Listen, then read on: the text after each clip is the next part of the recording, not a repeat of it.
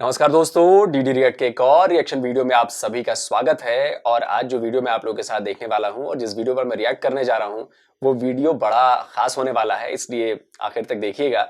ये वीडियो है इंडी World entertainment का और इसका टाइटल है new Indian CTO in Japan, Vivek Mahajan planning to establish research basis. तो भाई ये शायद उसके बारे में है कि फुजित्सु जो कंपनी है वहां के चीफ टेक्निकल ऑफिसर जो हैं वो सीटीओ वो इंडियन बन गए हैं। तो आइए देखते हैं कि इस वीडियो में क्या बताया जा रहा है और जापान में इसको लेकर किस तरह की प्रतिक्रिया है। तो भाई इंडी वर्ल्ड एंटरटेनमेंट का वीडियो है, बहुत अच्छे वीडियो लेकर आते हैं, तो आप उनको सब्सक्राइब करें, उनका सपोर्ट करें। और चलिए देखते हैं कि भाई वीडियो में क्या बताया जा रहा है। Hey guys, welcome to our channel Indie World Entertainment. जैसा कि आप जानते हैं, मैं स्वाति हाजिर हो जाती हूँ लेके आर्टिकल रिएक्ट। और आज का ये जो आर्टिकल है वो मैं लेके हाजिर हुई हूँ। जापानीज पोर्टल है एक मोनोइस्ट करके, उसका मोनोइस्ट वेब पोर्टल है जिसका हम आर्टिकल लेके आज आप लोगों तक पहुंचे हैं। और ये आर्टिकल क्यों मैं लेके आई हूँ ये भी मैं आपको बता दूं। ये आर्टिकल है फिजित्सु के बारे में। फिजित्सु के नए सीटीओ जो बने थे विवेक महाजन, शायद आपको पता भी होगा, भारतीय मूल के हैं, इसलिए आज का ये आर्टिकल हमारे लिए थोड़ा सा इंपॉर्टेंट हो जाता है। होता क्या है ना कि हमारे जितने ये भारतीय टैलेंट है ना ये बाहर के देशों में ज्यादा काम कर रहे हैं। अगर सोचिए कि हमारे देश में आके ये लोग काम करने लग जाए, हमारा देश इनको इम्पोर्टेंस देने लग जाए, तो भारत कितनी तरक्की कर जाएगा, है ना। तो चलिए देर नहीं करती हूँ, बातें चलती रहेंगी। फिलहाल मैं आर्टिकल पढ़ देती हूँ। इन्होंने लिखा है कि 5 technological strengths talked about by Fujitsu's new CTO plans to establish new overseas research bases such as India. मतलब ये इंडिया के तर्ज पर कुछ रिसर्च बेसिस शुरू करने वाले हैं। हिंदी में अगर मैं बोलूँ तो फिजित्सु के नए सीटीओ द्वारा 5 तकनीकी ताकतों के बारे में बातें की गई, चर्चा की गई, और ये लोग प्लान कर रहे हैं कि भारत की तरह ही नए ओवरसीज रिसर्च बेसिस को एस्टैब्लिश करेंगे। जैसे कि भारत में चल रहा है वैसे ही ये लोग भी एस्टैब्लिश करने के लिए तैयार हैं।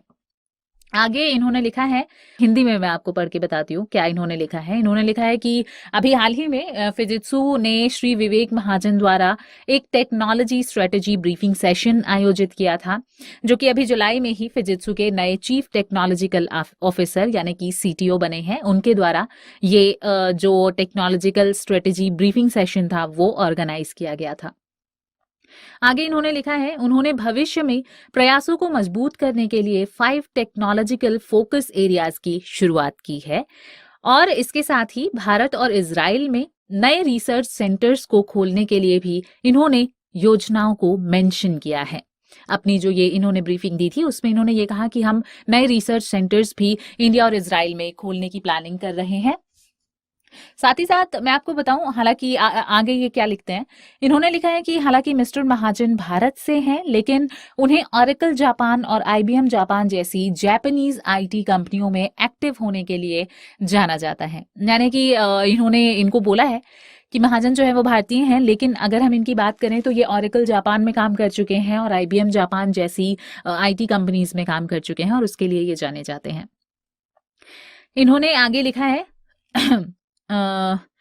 उन्होंने कहा, यानी अपने महाजन साहब ने कहा, मुझे सीटीओ बने केवल 3 महीने हुए हैं, लेकिन मुझे लगता है कि हमारे पास एक कंपनी के रूप में बहुत सारी टेक्नोलॉजी और एक लंबा इतिहास रहा है।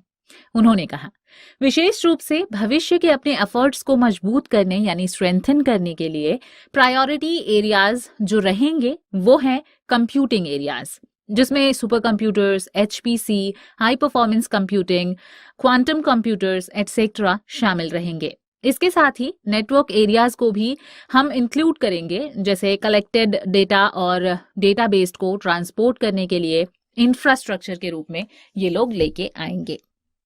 जो लोग टेक्नोलॉजी से रिलेटेड होंगे उनको ये सारी टर्म्स समझ में आ रही होंगी, और वैसे हल्की फुल्की टर्म्स हैं, थोड़ी बहुत तो सबको ही समझ में आती है। मैं आपको बताऊं कि कंप्यूटिंग एरिया सुपर कंप्यूटर्स पे लोग काम कर रहे हैं। अगर मैं हल्की फुल्की आपको भाषा में बताऊं तो एआई बेसिकली इन लोगों का जो काम है वो आर्टिफिशियल इंटेलिजेंस का काम है, और आर्टिफिशियल इंटेलिजेंस से रिलेटेड टेक्नोलॉजी को डेवलप करने की ये लोग बातें कर रहे हैं कि उस पर ये और अच्छा काम करेंगे और अच्छी टेक्नोलॉजीज को लेके आएंगे, नए नेटवर्क एरियाज को लेके आएंगे, साथ ही साथ कंप्यूटिंग एरियाज पर भी ये लोग काम करेंगे, जिसमें कि computers, super computers, HPC, high performance computing और क्वांटम कंप्यूटर्स शामिल रहेगा।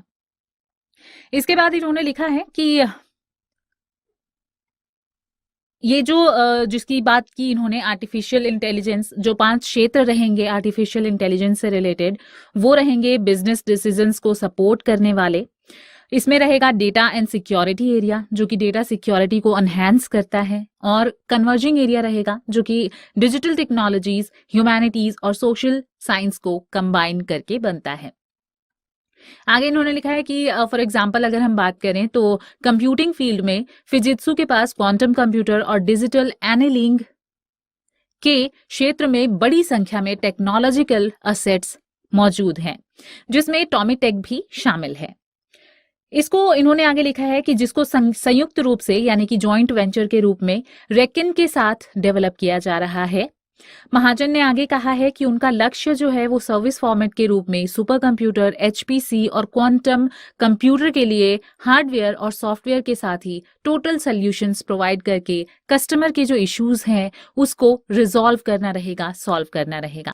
अच्छा देखिए, बीच में रोकने के लिए माफी चाहता हूं। जो अगला जमाना है ना टेक का, वो एआई का है और क्वांटम कंप्यूटिंग का है। ये दोनों ऐसी फील्ड्स हैं जिनमें भारतीय बहुत लंबे टाइम से काम कर रहे हैं, और एआई की दखल अब इतनी ज्यादा बढ़ गई। आप सबको पता होगा कि जो भी लेटेस्ट फोन्स आ रहे हैं उनमें एआई है। मतलब वो आपके सर्च के पैटर्न, आपकी चीजों को पढ़ने की आदतें, अब जो जिस तरह से आप काम करते हो उससे रिलेटेड चीजें, वो फिर वो आपके साथ घुल मिलकर ऑपरेटिंग सिस्टम को वैसा बना देता है जो आपके मुताबिक हो। तो ये आगे चल के और धीरे धीरे बढ़ने वाला है। और जैसा कि आप सभी को पता है कि 5G की शुरुआत हो चुकी है हमारे देश में, 13 शहरों में पहली जनवरी से शुरू हो चुका है। धीरे धीरे धीरे धीरे धीरे धीरे ये अगले साल 1.5 साल में पूरे देश भर में फैल जाएगा। अब जब 5G टेक्नोलॉजी आ जाएगी, उसका एआई पर बहुत गहरा असर पड़ेगा, बहुत बड़ा असर पड़ेगा। एआई बेस्ड जो चीजें हैं उनमें 5G तकनीक, यानी कि 5G की जो स्पीड मिलेगी, डेटा स्पीड मिलेगी जो नेटवर्क की, उससे उनका नेटवर्क बहुत तेज चलेगा और एआई के जरिए बहुत सारे काम जो हैं वो बहुत जल्दी किए जा सकेंगे। जैसे अब मैं आपको एक छोटा सा उदाहरण देता हूं, जैसे ड्राइवरलेस कार। मेट्रो में आपने सुन लिया होगा कि ड्राइवरलेस मेट्रो शुरू हो चुकी है और उसमें ये नेटवर्क बहुत ज्यादा अहमियत निभाता है, एआई बहुत ज्यादा महत्वपूर्ण भूमिका निभाता है। सेम यही अब कारों के साथ करने की कोशिश की जा रही है, और उसके लिए चाहिए एक बहुत स्पीड वाला नेटवर्क, जिससे रियल टाइम में डेटा, इतना सारा डेटा आता है, वो डेटा प्रोसेस हो सके, वो डेटा मतलब कम्युनिकेशन के जरिए आपस में वो बातचीत करके वो डेटा प्रोसेस किए जा सके, जो कंप्यूटर्स हैं, जो सर्वर्स हैं। तो इसमें क्वांटम कंप्यूटिंग की भूमिका बहुत ज्यादा हो जाती है।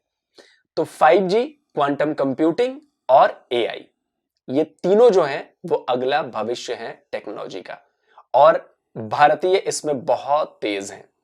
और एक जो पॉइंट इन्होंने कहा कि भाई हमारे देश में अगर ऐसे लोगों को सराहा जाता, किया जाता, तो हमारा देश आगे बढ़ रहा होता। मैं थोड़ा सा इसे डिफर करूंगा।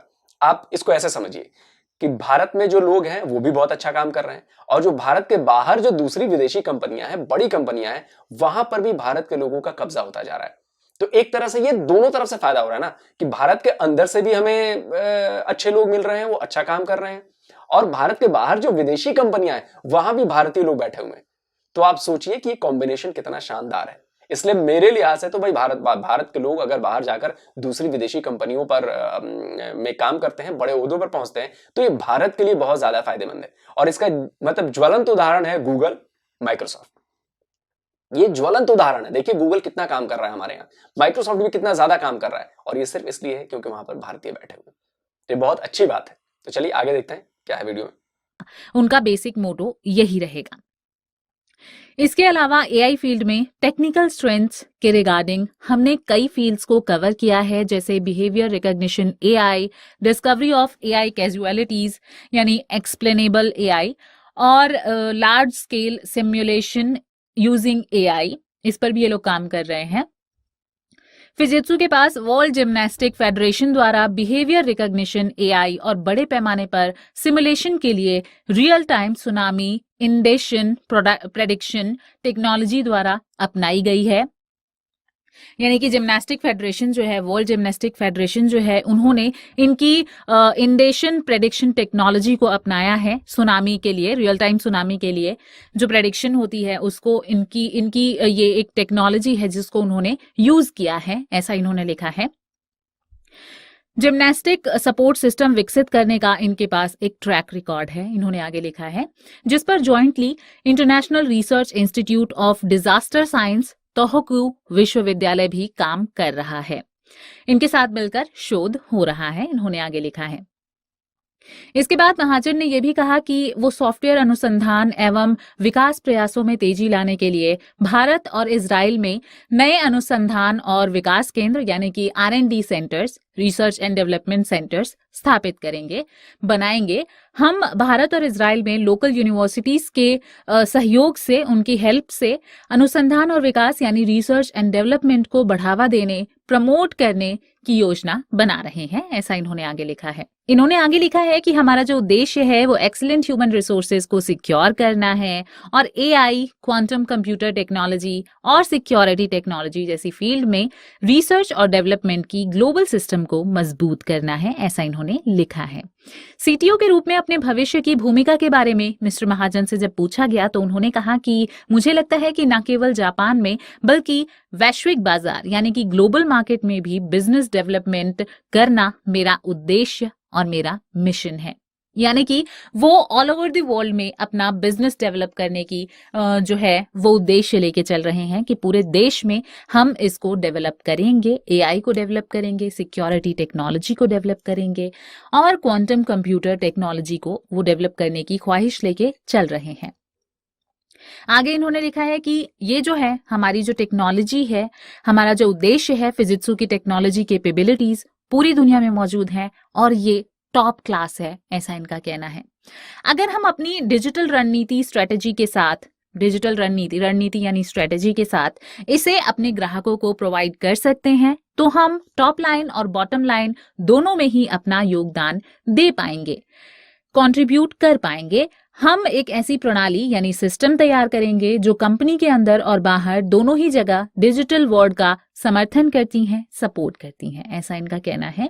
मतलब कुल मिला के अगर मैं देखूं तो भारत और इजराइल से ये अपना संबंध और ज्यादा मजबूत करना चाहते हैं। भारत और इजराइल में अपनी टेक्नोलॉजीज को, अपने जितने ये रिसर्च टेक्नोलॉजी है, यूनिवर्सिटीज, लोकल लेवल पे यूनिवर्सिटीज से कॉन्टैक्ट करके इसको स्टडीज में आगे ले जाना चाहते हैं, उसको आगे सपोर्ट करवाना चाहते हैं। सबको पता है कि भारत में टैलेंट की कमी नहीं है, इसलिए ये चाहते हैं कि भारत से, और शायद ये भारतीय मूल के हैं तो इसलिए इनको भारत से और थोड़ा सा लगाव होगा, तो ये चाहते हैं कि भारतीय मूल के जितने लोग हैं वो आगे बढ़ चढ़ के हिस्सा लें। और ये एक अच्छी बात भी है।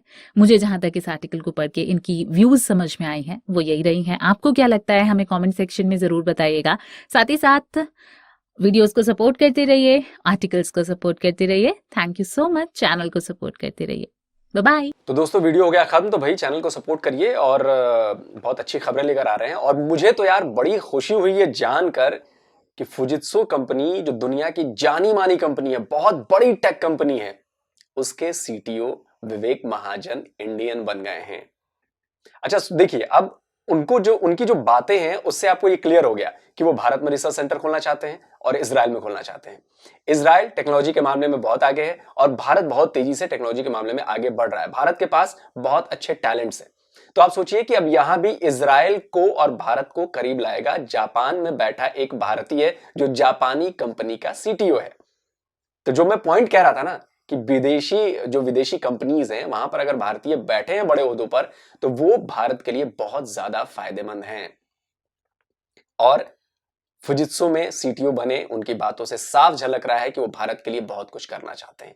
और अगली जो जंग है वो टेक्नोलॉजी की जंग है और तकनीक में हम भारतीय बहुत ज्यादा आगे हैं, आगे पहुंच चुके हैं और धीरे धीरे हर तरफ, हर सेक्टर में हम काम कर रहे हैं।